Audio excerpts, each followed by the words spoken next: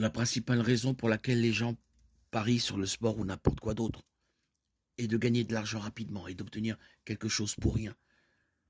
Cependant, Dieu a donné son approbation à un autre moyen de gagner de l'argent. Et ce moyen est le travail. Les paris tuent souvent l'éthique du travail parce qu'ils offrent la possibilité de quelque chose pour rien. Bien sûr, si une personne démarre une entreprise, elle nécessitera le risque de capital. L'entreprise peut échouer et le propriétaire peut tout perdre. De même, l'investissement en bourse comporte des risques. La différence, c'est que l'investissement dans les entreprises encourage le développement de biens et de services. Il ne s'agit pas d'une tentative d'obtenir quelque chose pour rien.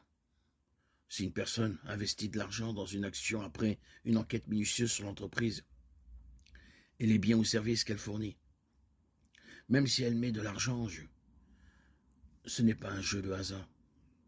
Si une autre personne joue le marché en jetant simplement de l'argent dans des actions en se basant sur des conseils ou des intuitions, alors c'est en effet une autre forme de jeu de hasard.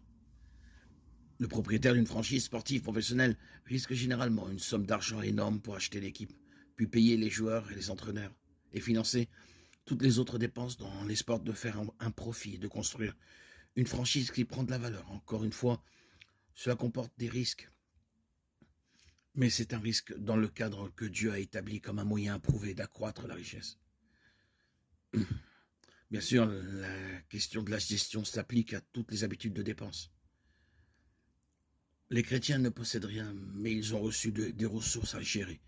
Avant de placer un pari, un chrétien devrait se demander, puisque c'est de l'argent de Dieu qu'il m'a donné pour l'utiliser pour son royaume, est-ce une bonne gestion de l'argent?